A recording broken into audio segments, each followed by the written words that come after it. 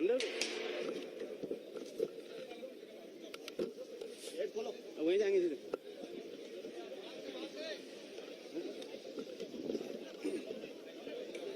माननीय राष्ट्रीय अध्यक्ष ने भवन का अवलोकन किया।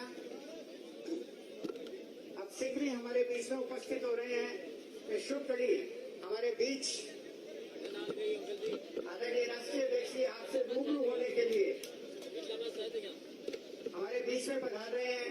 उनके आने पे सभी खड़े होकर जोरदार ढंग से ताली बजाएंगे। कर्तव्य ध्वनि जब मंच पे आ जाएंगे मैं बोलूंगा, सब खड़े होकर ताली बजाएंगे। उन्हें लगना चाहिए हनुमानगढ़ पूरा उनके स्वागत के लिए उमड़ पड़ा है। उन्होंने इतना शानदार तोहफा हमें कार्यालय बना करके दिया है। राष्ट्रीय अध्यक्ष मंच पर पधार गए, सभी से निवेदन है जोरदार ताली बजा के स्वागत करें। जगत प्रकाश जी नड्डा राष्ट्रीय अध्यक्ष भारतीय जनता पार्टी आज हम सबके बीच में उपस्थित हैं। एक शानदार उपहार हमें जिला भवन कार्यालय का भारतीय जनता पार्टी का बनाकर आपने दिया है। आपके साथ में हमारे यशस्वी प्रदेशाध्यक्ष डॉक्टर सतीश जी पूनिया, हमारे प्रदेश के प्रभारी माननीय अरुण सिंह जी, माननीय संगठन महामंत्री जी सब उपस्थित हैं।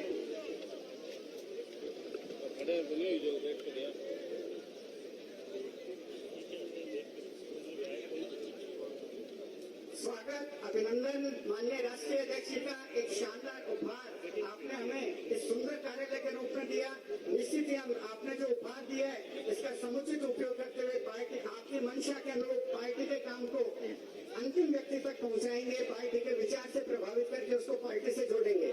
मैं सबसे पहले आदरणीय राष्ट्रीय अध्यक्ष जी, आदरणीय प्रदेश अध्यक्ष जी, आदरणीय अरुण सिंह जी, हमारे बीच भारती बहन जो राजस्थान की सह प्रभारी है वे भी उपस्थित है। जोरदार ताली बजा के उनका स्वागत करें। मैं दीप प्रज्वलन के लिए आमंत्रित करूंगा माननीय राष्ट्रीय अध्यक्ष जी, प्रदेश अध्यक्ष जी, आदरणीय अरुण सिंह जी, भारती बहन, आदरणीय चंद्रशेखर जी, मैं सबको दीप प्रज्वलन।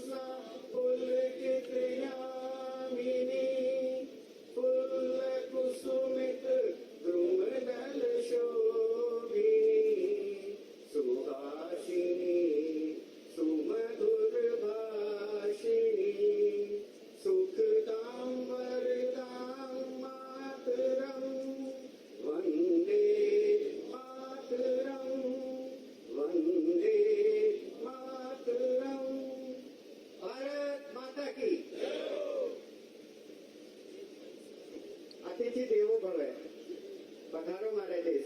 हमारे राष्ट्रीय अध्यक्ष जी आज हम सबके बीच उपस्थित हुए हैं। अतिथि स्वागत के लिए मैं सबसे पहले निवेदन करूंगा हमारे प्रदेश अध्यक्ष डॉक्टर सतीश जी पूनिया, जिला अध्यक्ष बलबीर जी बिश्नोई, डॉक्टर राम प्रताप जी पूर्व विधायक मंत्री और प्रदेश कार्य समिति सदस्य संजीव जी बेनीवाल, काशीराम जी गोटारा आज सामूहिक रूप से एक माला के रूप में हम सबकी तरफ से आपका अभिनंदन करेंगे।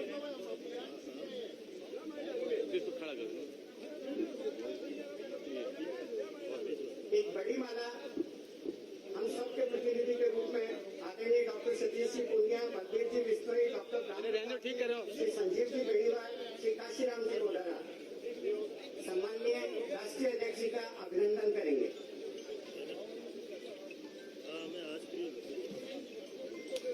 जोरदार तालियों से स्वागत करें। हम सबकी तरफ से राष्ट्रीय अध्यक्ष जी का अभिनंदन हो रहा है। तो पीछे भी तालियां बजती रहनी चाहिए, लगातार तालियां बजती रहनी चाहिए। माताओं बहनों की तरफ से ज्यादा जोश प्रदर्शित हो रहा है, पुरुष साथी पीछे रह रहे हैं। इसको भी अब मैं स्वागत सम्मान की इस कड़ी में प्रदेशाध्यक्ष डॉक्टर सतीश जी पूनिया से निवेदन करूंगा कि पगड़ी पहनाकर राजस्थान के अंदर स्वागत सम्मान की सबसे बड़ी परंपरा पगड़ी है। पगड़ी पहनाकर राष्ट्रीय अध्यक्ष जी का अभिनंदन करें।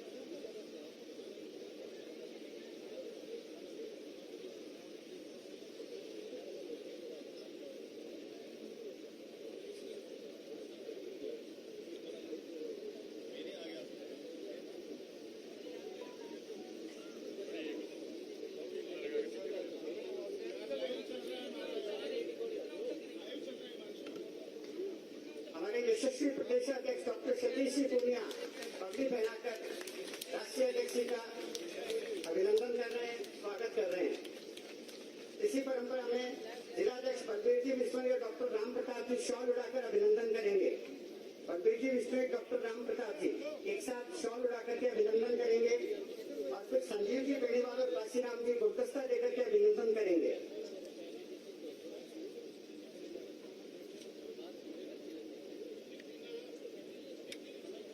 संजीव जी, काशीराम जी गुलदस्ता देकर के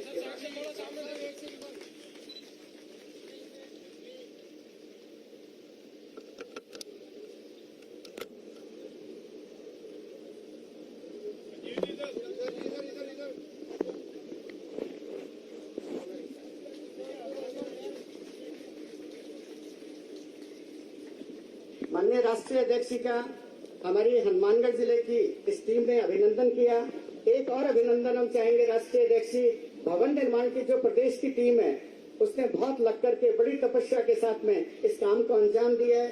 सरदार अजय पाल सिंह जी, विवेक जी गुप्ता, सरदार अजय पाल सिंह जी पगड़ी पहना करके राष्ट्रीय अध्यक्ष जी का अभिनंदन करेंगे। सरदार अजय पाल सिंह जी जो भवन निर्माण के काम को सुपरवाइज करते हैं और प्रदेश के माननीय उपाध्यक्ष हैं, सरदार अजय पाल सिंह जी। इसके बाद विवेक जी शॉल उड़ा करके अभिनंदन करेंगे। तत्पश्चात दिनेश जी पोदार और प्रदीप जी सिकवाल गुलदस्ता दे करके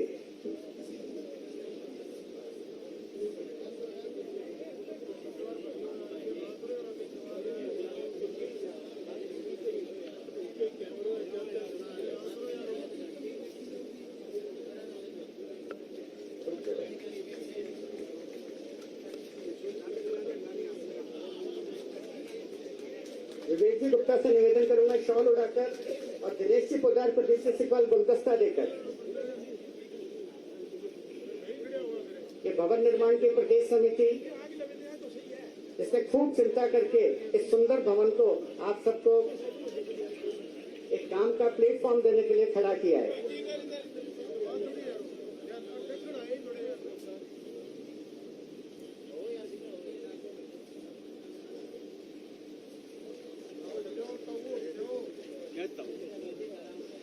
अब हम हमारे यशस्वी प्रदेशाध्यक्ष डॉक्टर सतीश जी पूनिया का अभिनंदन करेंगे। श्री धर्मेंद्र जी एमएलए मोची पगड़ी पहनाकर, गुरदीप जी एमएलए शॉल उड़ाकर और गुमान सिंह जी पुरोहित जो जिले के प्रभारी हैं गुलदस्ता देकर के माननीय प्रदेशाध्यक्ष जी का अभिनंदन करेंगे। एक और महत्वपूर्ण बात, ये जो भवन इतना अच्छा खड़ा हुआ है, इसकी जो जमीन का अलॉटमेंट था, तो हमें उन बंधुओं को भी याद करना चाहिए। डॉक्टर राम प्रताप जी उस समय राज्य सरकार में मंत्री थे और राजकुमार जी हिसारिया उस समय नगर परिषद के चेयरमैन थे। उन्होंने बहुत अच्छी प्राइम लोकेशन पे हमें जमीन उपलब्ध कराई। इसलिए डॉक्टर राम प्रताप जी और राजकुमार जी हिसारिया का भी ताली बजाकर हमें अभिनंदन करना चाहिए। धर्मेंद्र जी मोची पगड़ी पहनाएंगे। श्री गुरदीप जी एमएलए शॉल और गुमान सिंह जी गुलदस्ता देकर माननीय प्रदेश अध्यक्ष जी का अभिनंदन कर रहे हैं। इसके पश्चात हमारे प्रदेश के प्रभारी आदरणीय अरुण सिंह जी के अभिनंदन के लिए श्री निहाल चंद जी पगड़ी, श्री अभिषेक जी मटोरिया शॉल और कैलाश जी मेघवाल गुलदस्ता। आदरणीय अरुण सिंह जी हमारे प्रदेश के प्रभारी, इनके स्वागत अभिनंदन के लिए श्री निहाल चंद जी पगड़ी, श्री अभिषेक जी मटोरिया शॉल और कैलाश जी मेघवाल गुलदस्ता देकर के आपका अभिनंदन करेंगे। इसके पश्चात भारती बहन जी का हम अभिनंदन करेंगे और फिर माननीय चंद्रशेखर जी वैसा का।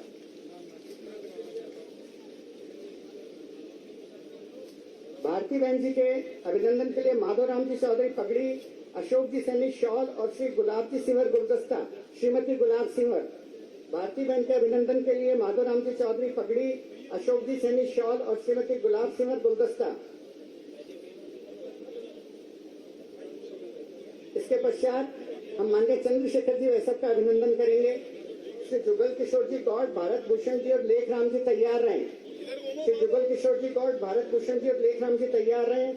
श्रीमती भारती बहन जी के अभिनंदन के लिए माधवराम जी चौधरी पगड़ी पहना रहे हैं, अशोक जी सैनी शॉल और श्रीमती गुलाब सिंह गुलदस्ता देकर के अभिनंदन कर रही हैं।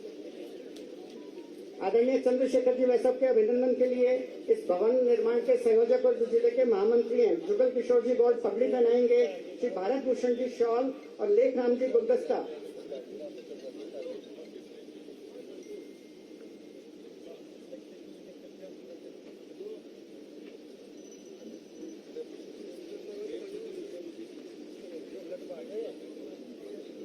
अतिथि स्वागत की परंपरा हमने पूर्ण करी।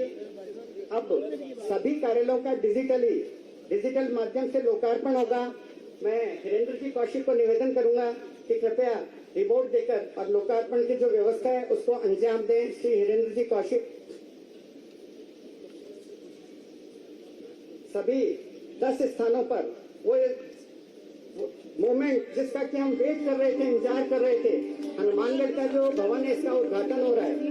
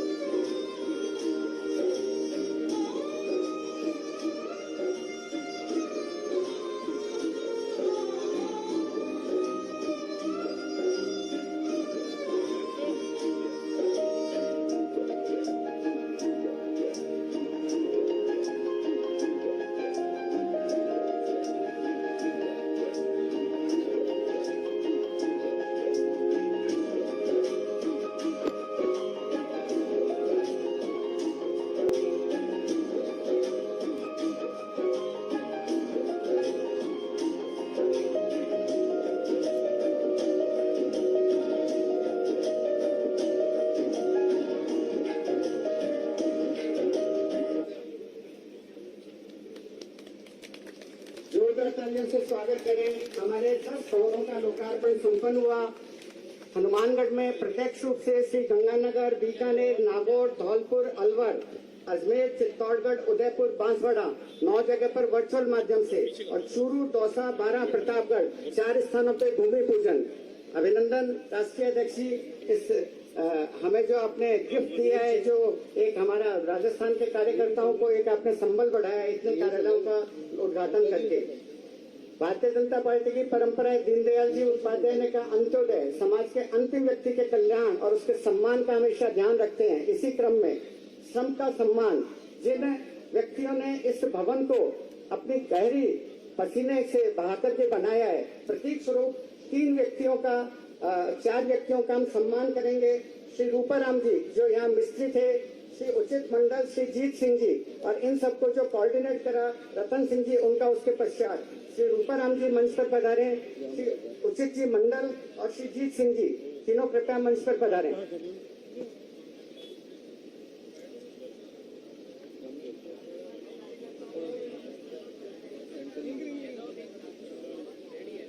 आप देखेंगे बहुत सी लोगों को देखा होगा, पार्टियों को देखा होगा, बनने के बाद किसको ध्यान रहता है, पर ये भाजपा है जो अपने से जुड़े सब लोगों का ध्यान रखती है। श्री जीत सिंह जी जो इसको कोऑर्डिनेट किया और इस पूरे भवन को इन्होंने खूब पसीना बहा के बनाया। जीत सिंह जी का अभिनंदन हो रहा है। श्री उचित मंडल,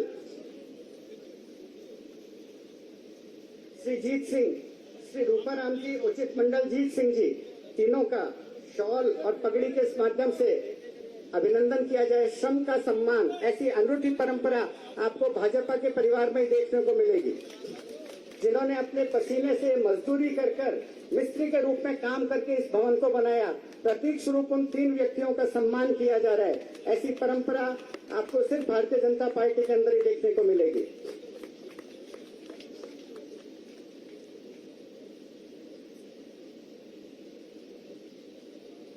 कितना गौरव का क्षण है। भारतीय जनता पार्टी के राष्ट्रीय अध्यक्ष, एक मजदूर जिसने पसीना बहाकर अपनी पीठ पर ईंटें लाद करके इस भवन को बनाया, उसका सम्मान किया जा रहा है। एक अद्भुत क्षण, आप भीतर तक गहराई से इसको महसूस करें। और मैं निवेदन करूंगा श्री रतन सिंह जी से, जिन्होंने ये भवन के ठेकेदार थे, बहुत सुंदर मेहनत करके इसको बनाया, श्री रतन जी। अब मैं निवेदन करूंगा हम सबको संबोधित करने के लिए हमारे प्रदेश के यशस्वी प्रदेशाध्यक्ष डॉक्टर सतीश जी पूनिया, जो कार्यकर्ताओं के बीच में एक परिवार के मुखिया की तरह वर्षों से संभालते रहे हैं। एक राजसादुलपुर के छोटे से गांव बेबड़ से लेकर विद्यार्थी परिषद, भारतीय जनता युवा मोर्चा, पार्टी, विधायक और प्रदेशाध्यक्ष का आपने एक शानदार सफर तय किया है। मैं निवेदन करूंगा कि हम सबके प्रिय, हम सबके बीच में रहने वाले, हम सबकी सतत संभाल करने वाले हमारे प्रदेश के यशस्वी प्रदेशाध्यक्ष डॉक्टर सतीश जी पूनिया हम सबको संबोधित करें। डॉक्टर सतीश जी पूनिया, जोरदार तालियों से स्वागत करें।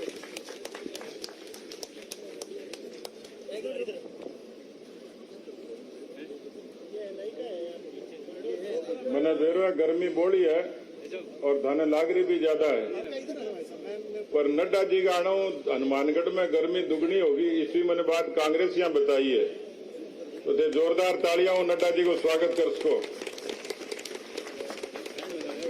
बोलो भारत माता की, भारत माता की, भारत माता की, वंदे वंदे। भारतीय जनता पार्टी जिंदाबाद, बीजेपी जिंदाबाद, श्री नरेंद्र मोदी जिंदाबाद, श्री जेपी नड्डा जिंदाबाद, श्री अमित शाह जिंदाबाद।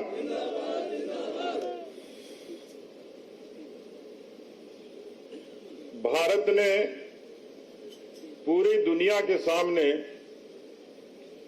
लंबी परंपरा से, सनातन परंपरा से इतिहास रचा है। दुनिया के इतिहास में ये अनूठा देश है और इस देश की, आधुनिक देश की कोई ताकत पूछे तो लोकतंत्र भारत की ताकत है। भारत के उस लोकतंत्र को ऊंचाइयां देना, भारत के इतिहास, परंपरा, संस्कृति, उसका सम्मान करना, और जन जन के बीच में, उनके हृदय के बीच में स्थान बनाकर डॉक्टर श्यामा प्रसाद मुखर्जी और पंडित दीनदयाल उपाध्याय की उस अंत्योदय की उदात्त भावना के साथ काम करने वाली पार्टी आज दुनिया की सबसे बड़ी पार्टी है। हम सबका सौभाग्य है कि इस देश की राजनीति को भारतीय जनता पार्टी ने ऊंचाइयां दी हैं और जब जब भी दुनिया का इतिहास लिखा जाएगा, देश का इतिहास लिखा जाएगा, नई पीढ़ी भी इस बात को स्वीकार करेगी कि देश के मान के लिए, सम्मान के लिए, लोकतंत्र के लिए भारतीय जनता पार्टी के कार्यकर्ताओं ने अपने खून से और पसीने से इस देश के लोकतंत्र को ऊंचाइयां दी हैं। हम सबका सौभाग्य है कि दुनिया के ऐसे सबसे बड़े राजनीतिक संगठन के मुखिया, पूरे देश के अध्यक्ष आज किसानों की इस धरती हनुमानगढ़ में किसानों का मान करने के लिए आए हैं। मैं आपसे गुजारिश करूंगा कि जोरदार तालियों के साथ आदरणीय नड्डा जी का आप स्वागत करें। मंच पर हमारे साथ विराजमान आदरणीय अरुण सिंह जी, प्रदेश के हमारे प्रभारी, आदरणीय भारती बहन जी। भारतीय जनता पार्टी के लिए गौरव का क्षण है क्योंकि आदरणीय नड्डा जी उसको ठीक से बताएंगे, लेकिन हम जब काम करते हैं तो कार्यालय हमारे काम का बहुत बड़ा अहम हिस्सा होता है।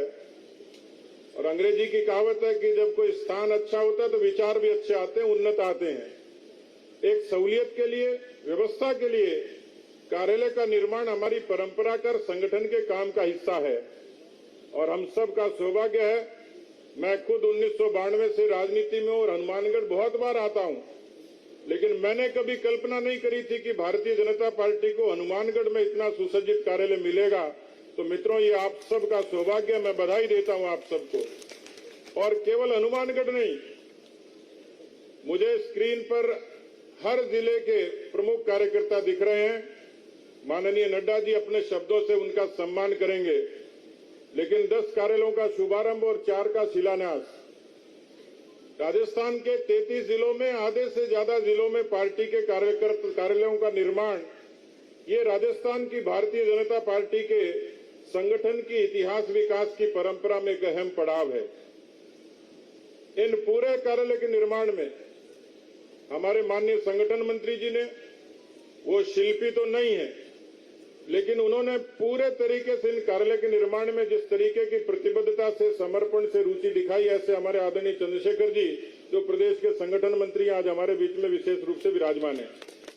इस संभाग के हमारे भाई माधोराम जी जो प्रभारी हैं, और देखिए कितना सुखद संयोग है। मैं भाई बलबीर बिश्नोई को इस बात के लिए बधाई दूंगा। आदमी कोई अनुष्ठान करता, कोई तंत्र मंत्र करता, सुंदरकांड करता, सवामणि बोलता तो भी सौभाग्य नहीं मिलता। घर बैठे गंगा आ गई और भाई बलबीर को आदरणीय राष्ट्रीय अध्यक्ष जी ने खुद ने बलबीर को नए कार्यालय की कुर्सी पर बैठाया है। एक छोटे कार्यकर्ता का मान इससे बड़ा क्या होगा। बलबीर जी के सौभाग्य के लिए भी ताली बजा सकते हो आप लोग। एक साधारण कार्यकर्ता आज राष्ट्रीय अध्यक्ष जी के हाथों इस तरीके से सम्मानित होता है। मित्रों, कार्यकर्ताओं, यदि ये चरित्र कहीं दिखता तो भारतीय जनता पार्टी में दिखता, और इस चरित्र का निर्वहन कोई कर सकता है तो आदरणीय जेपी नड्डा जी जैसे हमारे राष्ट्रीय अध्यक्ष कर सकते हैं। मंच पर हमारे बीच में लोकप्रिय सांसद निहाल जी, इस हनुमानगढ़ जिले के हमारे भीष्म पिता में, वैसे तो मैं यदि कहूंगा वयोवृद्ध कहूंगा तो डॉक्टर साहब नाराज हो जाएंगे क्योंकि उनकी फिल्म का नाम है अभी मैं जवान हूं, लेकिन डॉक्टर राम प्रताप जी की निष्ठा इस कार्यालय में दिखती है। हमारे भजनलाल शर्मा जी प्रदेश के महामंत्री हैं, मेरे साथ आए हैं, और कोई धार्मिक काम हो, शुभ मांगलिक काम हो और बाबा जी नहीं आए तो अपना अधूरा रहता है। अपने को तो बाबा जी भी मुफ्त में मिल गए, बालकनाथ जी संयोग से आशीर्वाद देने के लिए आए। आपको अलवर रहना था पर बाबा जी ने एक टिकट में 2 फिल्म देख ली, अलवर में भी कार्यालय बना लिया और हनुमानगढ़ में भी उपस्थिति दे दी। ऐसे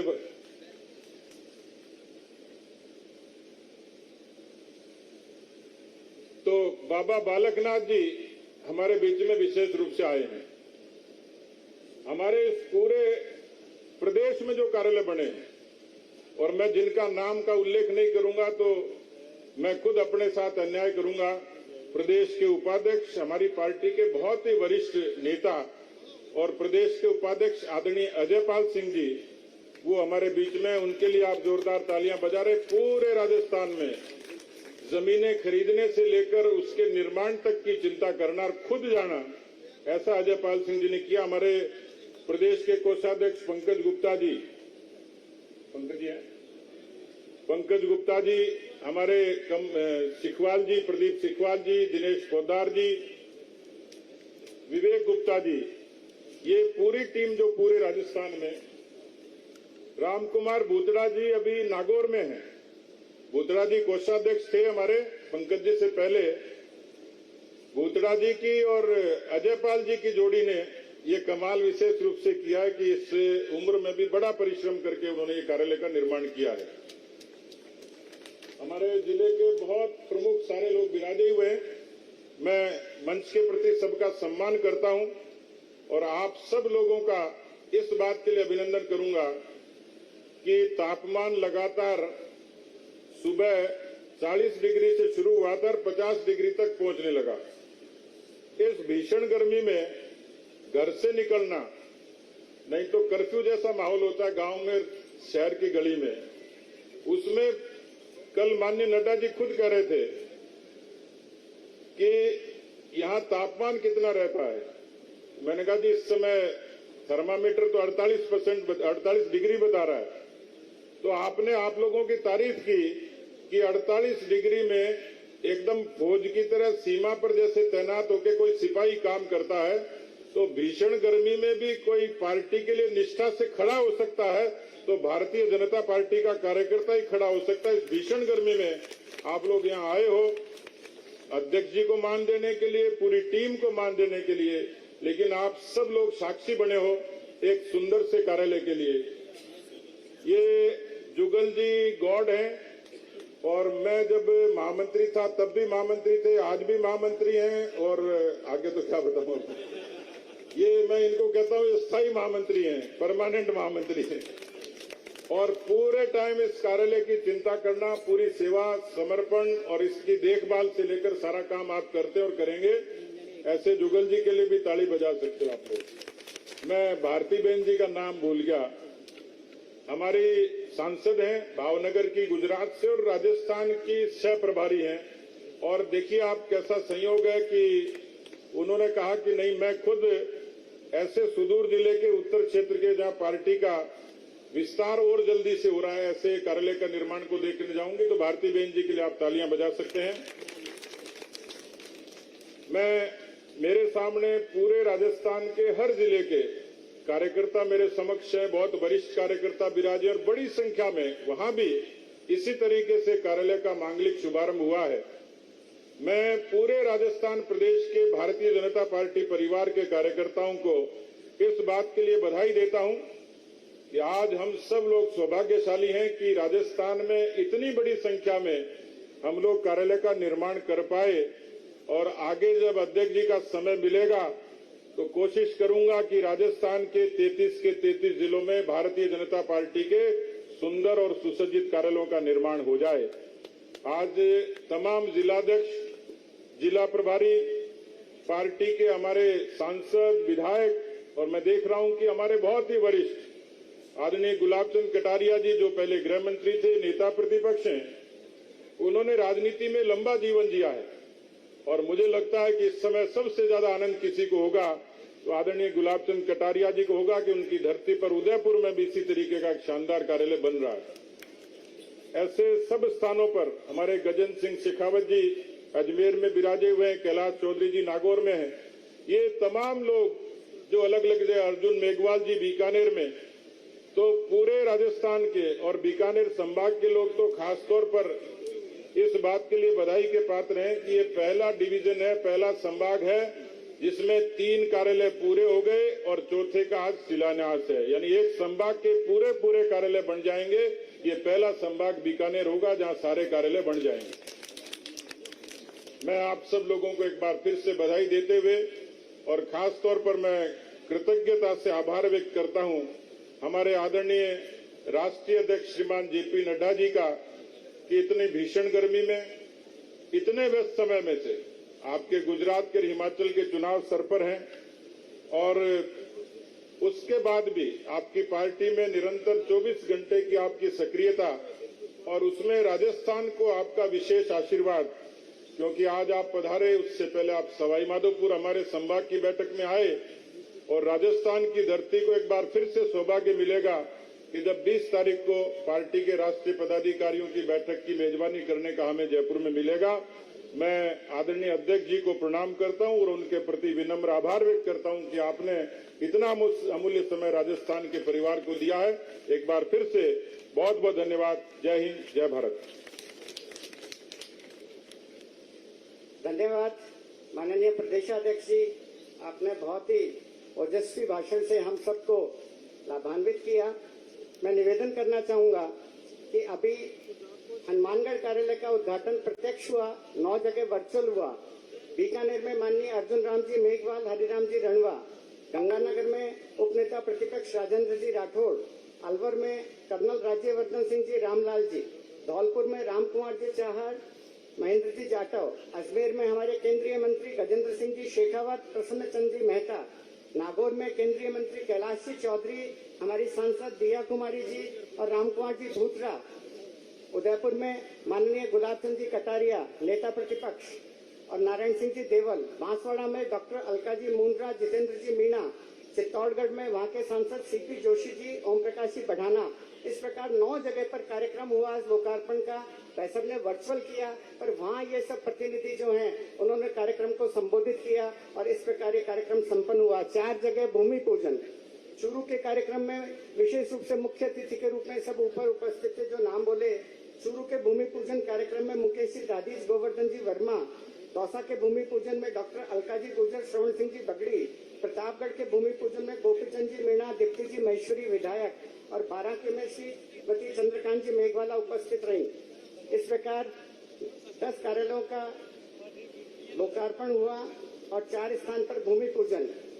अब मैं निवेदन करना चाहूंगा हमारे पूरे देश को जो एक दिशा दे रहे हैं भारतीय जनता पार्टी को, हमारे राष्ट्रीय अध्यक्ष जी, उनका बहुत संक्षेप में जीवन परिचय और उसके पश्चात उनके उद्बोधन से हम लाभान्वित होंगे। माननीय जगत प्रकाश जी नड्डा भारतीय राजनीति और वर्तमान भारतीय जनता पार्टी के राष्ट्रीय अध्यक्ष और भाजपा के राज्यसभा में वरिष्ठ सांसद हैं। आप BA LLB हैं। पहली बार 1993 में हिमाचल प्रदेश से आप विधायक चुने गए, उसके बाद राज्य में और केंद्र में मंत्री भी रहे। 1994 से 91 तक विधानसभा में पार्टी के नेता रहे। इसके बाद 1998 में फिर विधायक चुने गए। इस बार स्वास्थ्य तथा संसदीय मामलों के मंत्री बनाए गए। 2007 में फिर चुनाव जीतने का अवसर मिला और प्रेम कुमार जी धूमल की सरकार में उन्हें वन, पर्यावरण, विज्ञान व टेक्नोलॉजी विभाग का मंत्री बनाया गया। 2012 में आदरणीय नड्डा साहब राज्यसभा से सांसद चुने गए और मोदी सरकार में स्वास्थ्य मंत्रालय के काम को आपने संभाला।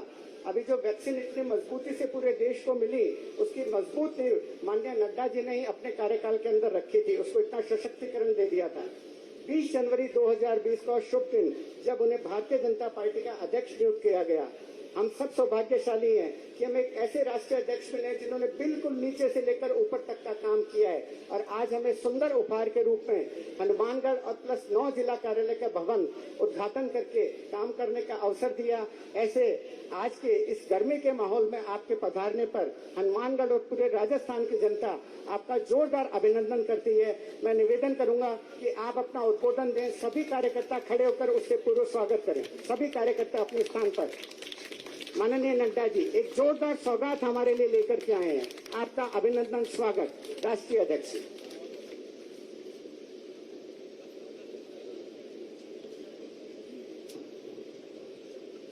आज के इस कार्यक्रम में मेरे साथ उपस्थित हमारे बहुत ही जुझारू और कर्मशील और संवेदनशील अध्यक्ष श्री सतीश पुनिया जी, हमारे भारतीय जनता पार्टी के प्रभारी और राज्यसभा में मेरे साथी सम्माननीय अरुण सिंह जी, हमारे सह प्रभारी गुजरात से सांसद बहन भारती बहन सियाल जी, हमारे संगठन मंत्री चंद्रशेखर जी, हमारे प्रदेश के महामंत्री भजन लाल जी, हमारे यहाँ के लोकप्रिय सांसद और हमारे वरिष्ठ साथी श्री निहाल चंद जी, हमारे माघोराम चौधरी जी, अजय पाल जी, अशोक जी सैनी, माननीय पंकज जी गुप्ता, अभिषेक जी मटोरिया, हमारे कैलाश जी मेघवाल,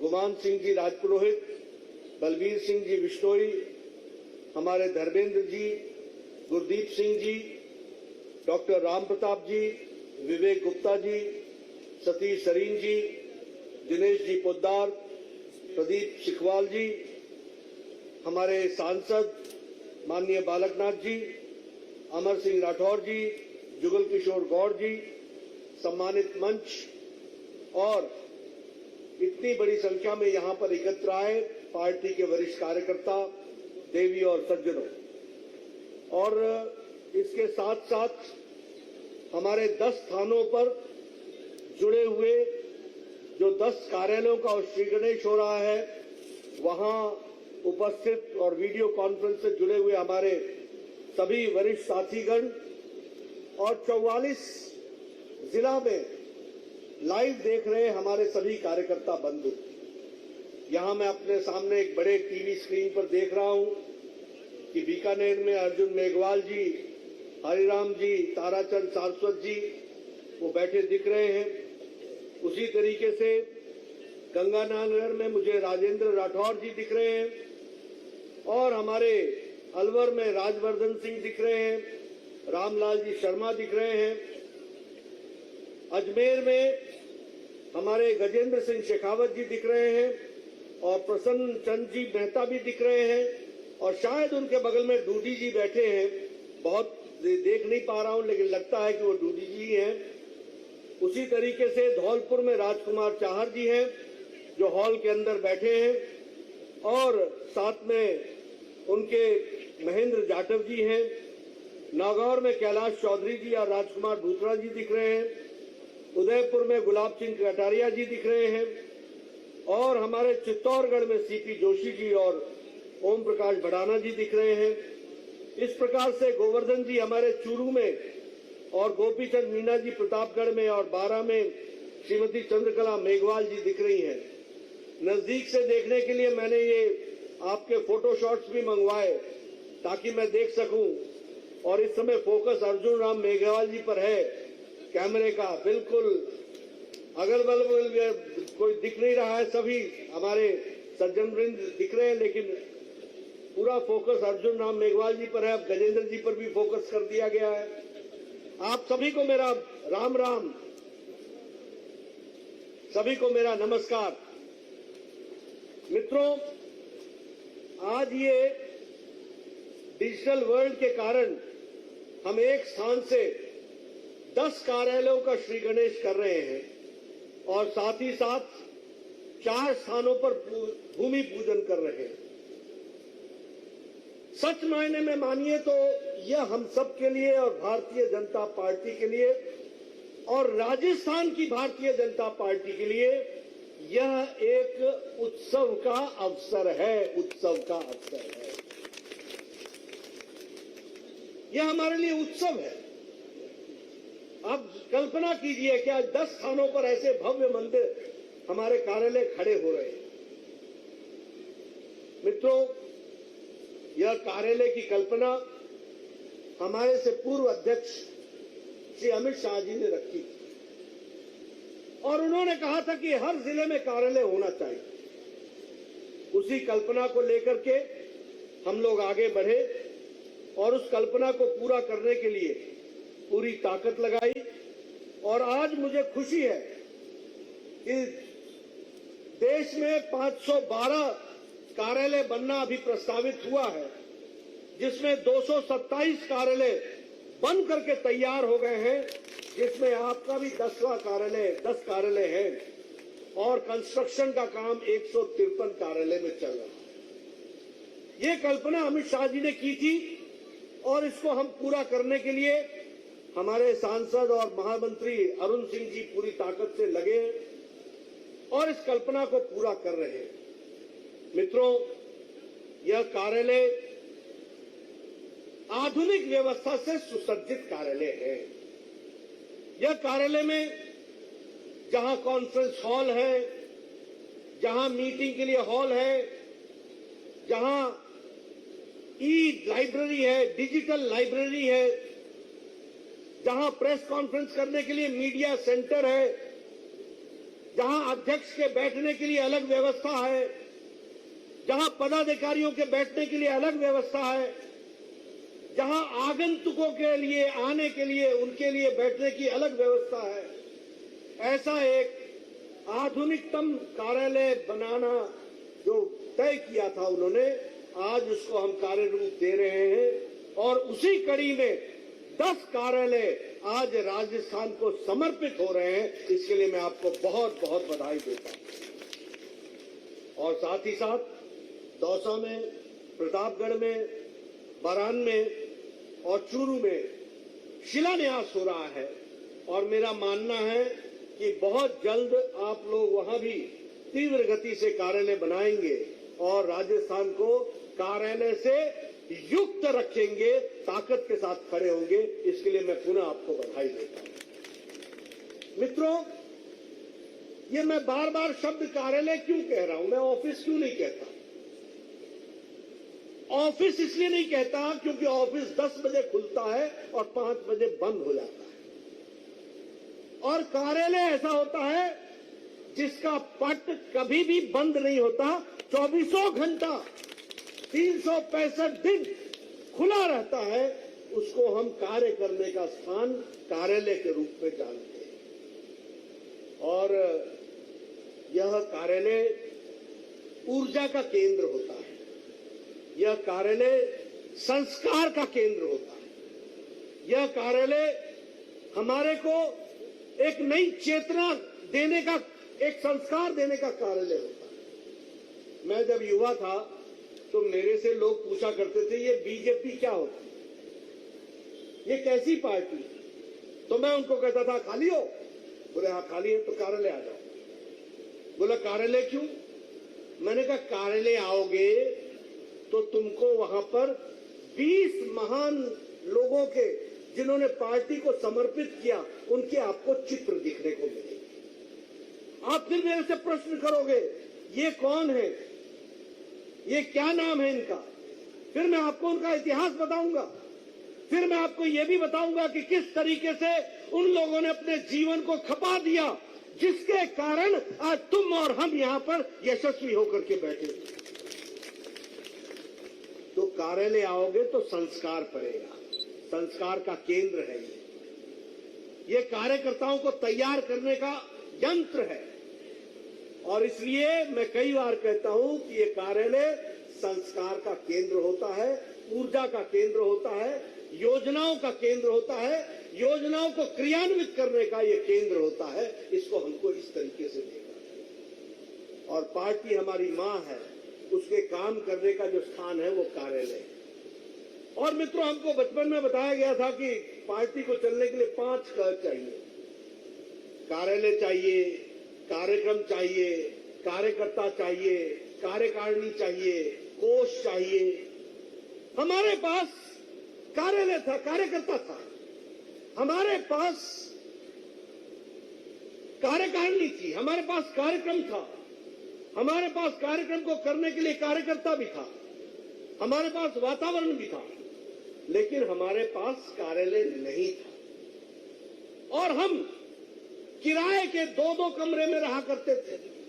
याद करो वो दिन, इस पार्टी को सींचने में 4-4 पीढ़ियां खप गई, 4-4 पीढ़ियां, जिन्होंने कभी स्वप्न भी नहीं देखा था कि ऐसे भव्य कार्यालय में हमारे जिला अध्यक्ष को बैठने का मौका मिलेगा और हमारे कार्यकर्ताओं को काम करने का मौका मिलेगा। लेकिन उनकी तपस्या, उनका मितव्यता, उनकी साधना, उनकी सोच, उसका प्रमाण है कि आज ये कार्यालय जीते जागते संस्कार केंद्र और ऊर्जा केंद्र के रूप में विराजमान है। और इसलिए मैं इसको एक उत्सव मानता हूं और इस उत्सव में आप सब लोगों ने अपने आप को जोड़ा है। ये सच में आप याद करो ना, मैं उन कार्यकर्ताओं को याद करता हूं जो किसी छोटी सी पतली सी गली में 2 कमरे होते थे, एक में खुद कोई कार्यकर्ता रहता था और एक में कार्यालय चलता था।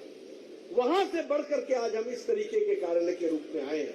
ये सच में उत्सव का भी अवसर है और समझने का भी अवसर है। मित्रों, अगर हम बात करें, एक समय में हमारे 2 सांसद होते थे और आज हमारे 302 हैं, चुने हुए प्रतिनिधि 302। एक समय में हम संगठन को आगे मजबूत करने के लिए कार्य करते थे, हमारी संख्या लाखों में थी। आज हर एक कोई हमारा परिचय देता है, हमारा विरोधी भी परिचय देता है, तो वो कहता है विश्व की सबसे बड़ी पार्टी, 18 करोड़ के सदस्यों वाली पार्टी भारतीय जनता पार्टी। और राजस्थान भी कम नहीं है, 44 आपके जिले हैं। आज 44 जिले स्थान से सब लोग देख रहे हैं और उसमें आपने यहां पर जो कार्यालय बनाने की जो आपने योजना बनाई है, 13 कार्यालय बनकर के तैयार हो गए हैं, 9 पर काम चल रहा है और 7 के लिए जमीन खरीदी जा रही है और 4 पर कुछ विषय हैं जिसको सुलटा करके आपके पूरे के पूरे 33 जगहों पर कार्यालय बन जाएंगे 33 जिलों में। इसके लिए मैं शुभकामनाएं देता हूं और बधाई देता हूं आपको कि आप इस काम को कर रहे हैं। मित्रों, मुझे यह भी खुशी है कि राजस्थान की सदस्य संख्या 69 लाख यानी वैसे 70 लाख के आसपास है और उसी तरीके से एक्टिव मेंबर जो है वो 80,000 से ऊपर है। आप सोचिए, कभी भैरव सिंह शेखावत जी जब पार्टी का काम करते थे, एक समय ऐसी स्थिति आई कि 16 जनसंघ के एमएलए थे और 16 में से सब छोड़ करके चले गए, एक ही रह गए अकेले भैरव सिंह जी और उनके साथ एक और शायद रह गए थे, 2 रह गए थे। कहां कितने उतार चढ़ाव देखे। और मैं हमेशा सब लोगों को कहता हूं, देखो सुख के दिन का अनुभूति करनी है तो दुख को याद रखो। उजाले का अगर अनुभव करना है तो अंधकार की पीड़ा को समझते रहो, तभी तुम उजाले की कीमत समझोगे। आज जहां हम पार्टी हमारी खड़ी है, इसका आनंद लेना हो तो उनकी तपस्या को याद करो, जिन्होंने अपने आप को सर्वस्व खपा दिया और उनकी तपस्या के कारण। और उनको क्या कहते थे हमारे लोग, हम बहुत खुशनसीब हैं, हमारी जमानत जब बच गई। यानी चुनाव हारने के लिए लड़ते थे, लेकिन लड़ते थे और खुश होकर के कार्यालय आते थे, हमारी जमानत बच गई, हमारी जमानत बच गई। यही हमारे लिए सर्टिफिकेट होता था। लेकिन मन में एक तमन्ना थी कि विचार के लिए लड़ेंगे और विचार के लिए खपा देंगे। आज उनकी तपस्या के कारण हम आज यशस्वी हुए हैं, ये भी हमको याद रखना चाहिए। मित्रों, हम लोगों को, जब मैं ये सारी बातें कर रहा हूं तो भारतीय जनता पार्टी के कार्यकर्ताओं को एक बात और ध्यान रखनी है। हम किसकी पार्टी है, हम किसके लिए हैं, हमने किसके लिए काम करना है, हमको कहां बढ़ना है आगे, हमको क्या करना है। हम क्या सिर्फ एमएलए बनने आए हैं, हम क्या एमपी बनने आए हैं, हम सिर्फ मंत्री बनने आए हैं, हम सिर्फ कोई कुर्सी घेरने के लिए आए हैं? नहीं।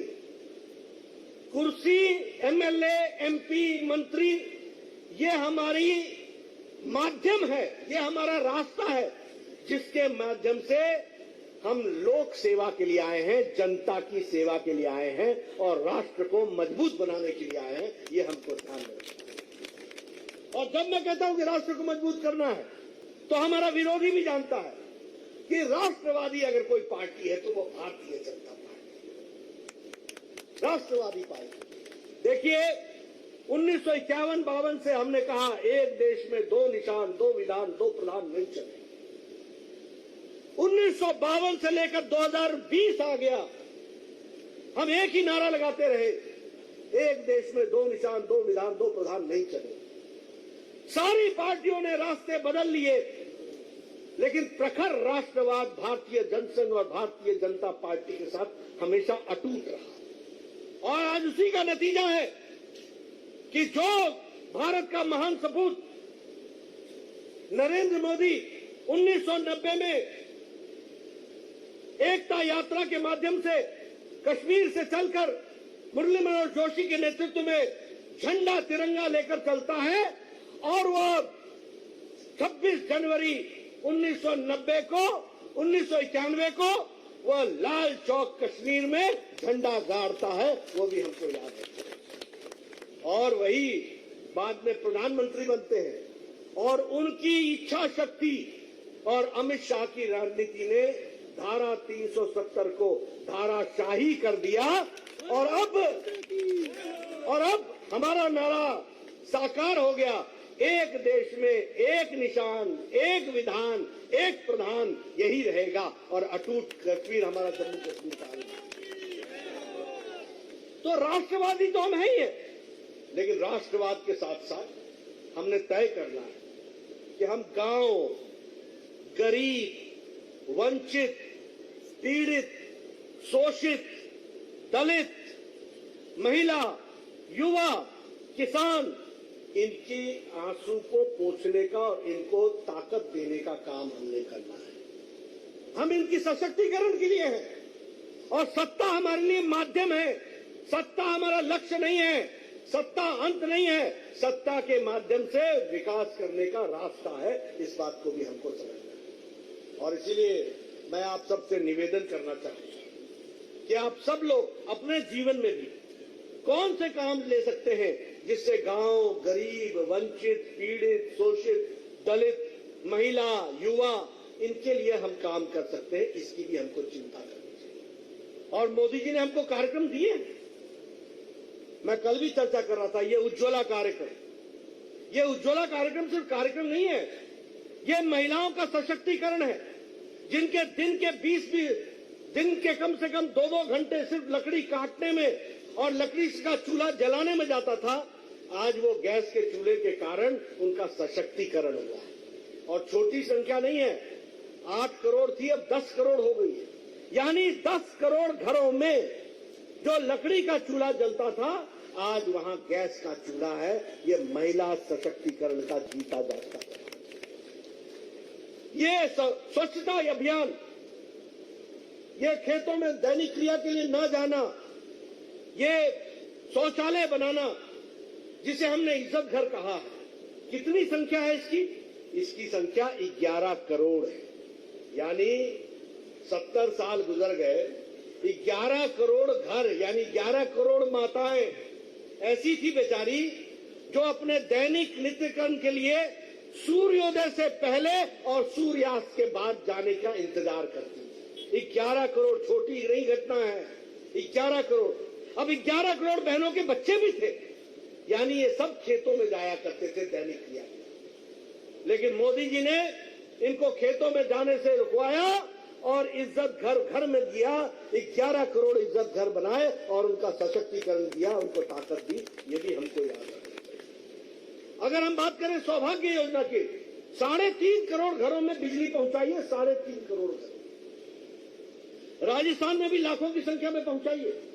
इसका मतलब कि वो माताएं बेचारी डिबरी जला करके पढ़ा करती थी, बच्चे पढ़ा करते थे। टीवी नाम की चीज नहीं होगी, फ्रिज की कभी कल्पना नहीं कर सकते, कोई उनके पास व्यवस्था नहीं थी। आज उनको भी एक इज्जत के साथ जीने का मौका मिला है, तो वह हमको सौभाग्य योजना के माध्यम से मिला है। अनेक योजनाएं उठा करके देखिए।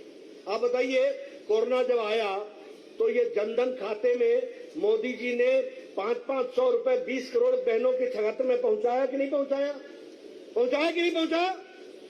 ये महिला सशक्तिकरण था। 500-500 रुपए, 3 महीने लॉकडाउन रहा तो 3 महीने 500-500 रुपए पहुंचाया। हमारे वृद्धा पेंशन की दृष्टि से 1000 रुपए पहुंचाया गया हर महीने। हमारे अपने विकलांग भाइयों को 1-1000 रुपए पहुंचाया गया। ये सशक्तिकरण, यानी गांव, गरीब, वंचित, पीड़ित, शोषित, दलित, युवाओं के लिए स्टैंड अप योजना, स्टार्टअप योजना, हमारे दलित भाइयों के लिए स्टार्टअप योजना अलग से चलाया गया। ये सारे कार्यक्रम इसलिए चलाए गए ताकि आप विकसित हो सके और आपके माध्यम से समाज आगे बढ़ सके, इसकी चिंता की। मित्रों, मैं यह भी कहना चाहूंगा कि यह सरकार, कल भी मैंने कहा, जवाबदेह सरकार, यह जवाबदेह के साथ साथ रिस्पॉन्सिव सरकार है, रिस्पॉन्सिबल सरकार। आप लोगों ने वैक्सीनेशन कराया, आप बताइए, अभी तक अमेरिका नहीं करा पाया है पूरा वैक्सीनेशन। अभी ऑस्ट्रेलिया में झंझट चल रहा था वैक्सीन कराएं कि नहीं कराएं, लेकिन भारत देश में आज 190 करोड़ डोज लग गई है 130 करोड़ की जनसंख्या को, और आपको सुरक्षा कवच दिया गया है। यह है जवाबदेह सरकार, यह है जिम्मेवार सरकार। और बताइए मुफ्त दिया कि नहीं दिया, मुफ्त लगाया कि नहीं लगाया, सबको डबल डोज लग गई है कि नहीं लग गई है, आप सब बिना मास्क के बैठे हैं कि नहीं बैठे। यह जवाबदेह सरकार का नतीजा है। और आप याद कीजिए, वो केजरीवाल जी ने कहा कि हमको खरीदने दो वैक्सीन, हमको खरीदने दो वैक्सीन। अंतर्राष्ट्रीय बाजार में गए, किसी ने पूछा नहीं, एक हफ्ते में लौट करके अबाउट टर्न होकर के आए और कहने लगे मोदी जी आप ही वैक्सीन दिला दो। और अंत में क्या कहा, मुफ्त ही दिला दो। मोदी जी ने कहा ये तेरे बस का रोग नहीं है, ये हम ही कर सकते हैं, मोदी है तो मुमकिन है, ये हमको ध्यान में रखना। और वैक्सीनेशन हुआ, आज हम सुरक्षा कवच के साथ 130 करोड़ की जनसंख्या खड़ी है, ये भी हमको समझना चाहिए। मैंने अभी भी चर्चा की थी, कल भी चर्चा की थी, ऑपरेशन गंगा के तहत क्या आप बताइए 23,000 बच्चों को वापस लेकर के यूक्रेन से आए कि नहीं आए, मोदी जी आए कि नहीं आए। 23,000 बच्चे, किस देश ने ऐसी कोशिश की? अमेरिका ने की क्या, कनाडा ने की क्या, ऑस्ट्रेलिया ने की क्या, यूरोप ने की क्या, कौन सा देश है? आप बताइए। मोदी जी ने पुतिन से बात की कि नहीं की कि हमारे बच्चे हैं वहां पर? ज़ेलेंस्की को बताया कि नहीं कहा हमारे बच्चे हैं? पुतिन ने कहा कि नहीं कहा कि हम युद्ध विराम करते हैं, इतने समय में आप अपने बच्चों को भारत के लिए निकाल लीजिए? सारा विदेश मंत्रालय यूक्रेन के बॉर्डर पर मोदी जी ने लगा दिया, और 1 महीने के अंदर 23,000 बच्चे 114 फ्लाइटों में उनको भारत पहुंचाया। 114 फ्लाइट, जिसमें से 14 फ्लाइट भारतीय एयरफोर्स की थी और बाकी हमारे विमान सेवाओं वाली थी, और उनको ला करके यहाँ भारत में पहुंचाया गया, उनके माता पिता तक पहुंचाया गया। किया कि नहीं किया? और राजस्थान से भी 5,000 बच्चे थे। यह है रिस्पॉन्सिबल सरकार, यह है रिस्पॉन्सिव सरकार, जिसको हमको समझना चाहिए और ध्यान रखना चाहिए। मित्रों, मोदी जी के नेतृत्व में देश मजबूती से आगे बढ़ रहा है। आज हमें खुशी है, आपको जानकर के खुशी होगी। गांधी जी चरखा चलाया करते थे, गांधी जी कहते थे खादी पहनो, गांधी जी कहते थे खादी करो। कांग्रेसी भूल गए 70 साल में, गांधी को ही भूल गए तो बाकी क्या करें? गांधी को भूल गए।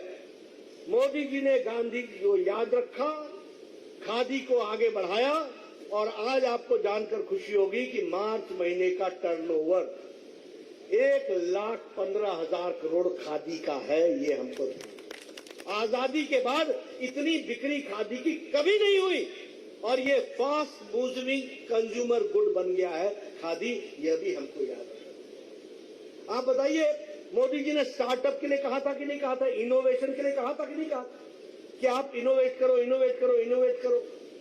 एक समय जब ये कहा था तो भारत का नौजवान नौकरी मांगता था, भारत का नौजवान बेरोजगारी की बात करता था। मोदी जी ने प्रेरित किया कि तुमको अपना काम भी करना चाहिए। उस समय स्टार्टअप में 500 लोग थे, और आज 68,000 स्टार्टअप भारत में चल रहे हैं, और उसमें 100 ऐसे हैं जो यूनिकॉर्न में आ गए हैं, जिनका नाम यूनिकॉर्न में दर्ज हो गया है, जिनका टर्नओवर 100 करोड़ से ज्यादा हो गया, 100 करोड़ से ज्यादा का टर्नओवर हो गया। ये बदलता भारत है जिसको हमको याद रखना है। मित्रों, आप बताइए, राजस्थान के लोग विभिन्न देशों में, प्रदेशों में जाते थे काम करने के लिए कि नहीं जाते? और उनको वहां राशन कार्ड नहीं होता था, क्योंकि उनका घर जहां है वही राशन कार्ड बनता था। प्रधानमंत्री जी ने 1 नेशन 1 राशन कार्ड। अब देश में कहीं भी चले जाओ, तुम्हारे को तुम्हारे राशन का हिस्सा मिलेगा, तुम्हारे कार्ड पर मिलेगा, ये भी उसकी व्यवस्था की। तो मित्रों, आपको जानकर के खुशी होगी, जब मैं रिस्पॉन्सिव गवर्नमेंट कहता हूं, कोरोना आया तो कोरोना में क्या 80 करोड़ की जनता को तब से मोदी जी 5 किलो गेहूं या 5 किलो चावल, 1 किलो दाल दे रहे हैं कि नहीं दे रहे हैं? 80 करोड़ की जनता को प्रधानमंत्री अन्न योजना में मिल रहा है कि नहीं मिल रहा है?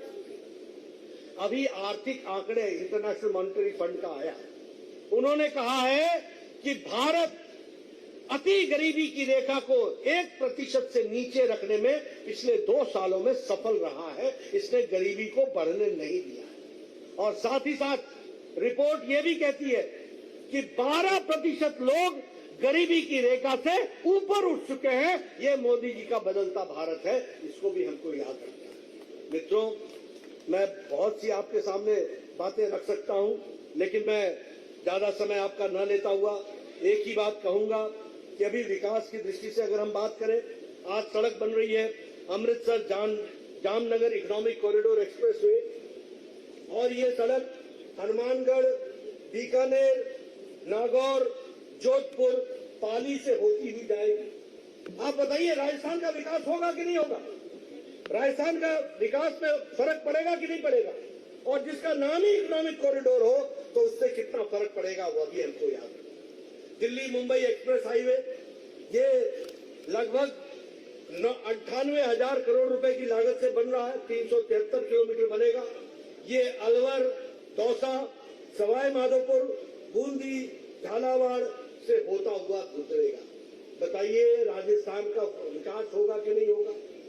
तो हर दृष्टि से एक विकसित देश को, विकसित प्रदेश को बनाने के लिए आदरणीय प्रधानमंत्री जी के नेतृत्व में काम चल रहा है।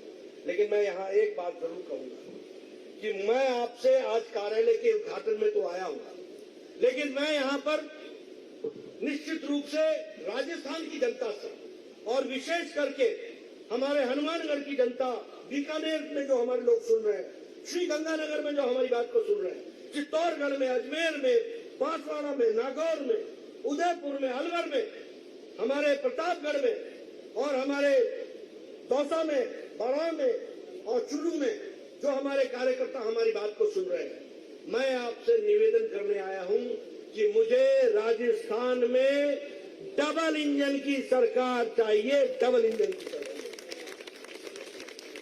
कोई कारण नहीं है। मोदी जी का आशीर्वाद हो और राजस्थान में जन विरोधी सरकार बैठी हो, जिसको जनता से कोई लेना देना नहीं है, जो जनता के मर्म को नहीं समझती, जो जनता के विषयों को नहीं समझती है। और मुझे तो बहुत दुख हो रहा है। राजस्थान, और मेरा तो रिश्ता भी राजस्थान से है। मैं तो राजस्थान के प्रति मेरा विशेष प्रेम है, लगाओ, और हनुमानगढ़ से तो विशेष करके लगाओ। किस बात के लिए राजस्थान जाना जाता था? संस्कार के लिए। किस बात के लिए राजस्थान जाना जाता था? संतोष के लिए। किस बात के लिए राजस्थान जाना जाता था? विकास के लिए। किस बात के लिए राजस्थान जाना जाता था? संस्कार के लिए। किस बात के लिए राजस्थान जाना जाता था? शांति के लिए। लेकिन ये अशोक गहलोत ने राजस्थान की आबरू पर और राजस्थान के मान पर, सम्मान पर गहरी चोट और आघात पहुंचाई। और मैं कहने के लिए नहीं कह रहा हूं, अखबार खोलो, सबसे ज्यादा बलात्कार के किस्से आज राजस्थान में, सबसे ज्यादा बलात्कार। और गहलोत साहब को कोई पीड़ा नहीं होती, कोई चिंता नहीं होती। और मुझे बताया गया कि एक मंत्री ने एक विधानसभा में बहुत ही हल्का बयान दिया। मैं वो बयान बोल नहीं सकता हूं, उसने वो हल्का बयान दिया। ये कांग्रेस की मानसिकता दर्शाता है और ये गहलोत की मानसिकता दर्शाता है। इसको हमको समझना चाहिए। दूसरी बात, आप देश में रेप के मामले में राजस्थान नंबर 1 पर खड़ा हो गया है। क्या ये ऐसी में रहने देना है? क्या ऐसी छवि रहने देनी है? क्या रहने देंगे? क्या आज आदिवासियों पर सबसे ज्यादा दूसरे नंबर का केस देश में हो रहा है, तो वो राजस्थान में हो रहा है। और मैं नहीं कह रहा, राजस्थान के पुलिस रिकॉर्ड्स कह रहे, पत्रकार मेरी बात को नोट कर ले। और दलितों पर देश में तीसरे नंबर का अत्याचार अगर हो रहा है तो वो राजस्थान में हो रहा है। आप बताइए, करौली की घटना घटी कि नहीं घटी? आप बताइए, जोधपुर में घटना घटी कि नहीं घटी? आप बताइए, जयपुर में तनाव हुआ कि नहीं हुआ? आप बताइए, जिस दिन जोधपुर में घटना घट रही थी, उस दिन अशोक गहलोत अपना जन्मदिन जयपुर में मना रहे थे कि नहीं मना रहे थे? गुलदस्ते ले रहे थे कि नहीं ले रहे थे? जब रोम जल रहा था तो नीलो बांसुरी बजा रहा था। ये हाल ला करके अशोक गहलोत ने खड़ा कर दिया। आप ऐसी सरकार को रहने देंगे क्या? रहने देंगे क्या? रहने देना चाहिए क्या? जल्द से जल्द जो भी हो, जब भी चुनाव आए, इस सरकार को उखाड़ फेंकना है। इसके लिए मैं आपसे निवेदन करूंगा, प्रजातांत्रिक तरीके से उखाड़ फेंकना। कोई कारण नहीं है कि ऐसी सरकार रहे और मोदी जी का आशीर्वाद हो, पैसे की झड़ी लगी हो, विकास के लिए हर तरीके से काम हो रहा हो, वो मिशन से काम करे और यहां अशोक गहलोत की सरकार कमीशन में लगी रहे। वो लोगों की सेवा के लिए काम करे और यहां अशोक गहलोत की सरकार मेवा खाने में लगी रहे। वो लोगों की तस्वीर बदलने के लिए काम करे और यहां पर घोटाले हो। इस ऐसी सरकार को चलने का कोई अधिकार नहीं है। और मैं आपसे निवेदन करने आया हूं, भारतीय जनता पार्टी के कार्यकर्ताओं से, आप मोर्चा संभाल लो, एक एक बूथ संभाल लो। ये कार्यालय आपको मुबारक है। यहां यंत्रणा करो, योजना बनाओ और प्रजातांत्रिक तरीके से ऐसे लोगों को घर पे बिठा दो और काम करने वालों को काम दो। इस बात को हमको लेकर के चलना। मित्रों, गर्मी में आप सब लोग डटे रहे हैं, बैठे रहे हैं। ये राजस्थान के स्वभाव के बारे में भी बताता है और भारतीय जनता पार्टी के कार्यकर्ता के संस्कार के बारे में बताता है। इसलिए मैं आपका ज्यादा समय नहीं लूंगा। मैं आपको फिर से बहुत बहुत धन्यवाद देता हूं और इस मंच के माध्यम से जो हमारे सभी 44 स्थानों पर हमारे 44 जो संगठनात्मक जिले हैं, फेस लाइफ से जुड़े हुए सभी कार्यकर्ता, सभी नेताओं को इस उत्सव की घड़ी पर उनको बधाई देता हूं और आप आगे बढ़े इस शुभेच्छा के साथ। बहुत बहुत धन्यवाद। जय भारत, जय राजस्थान।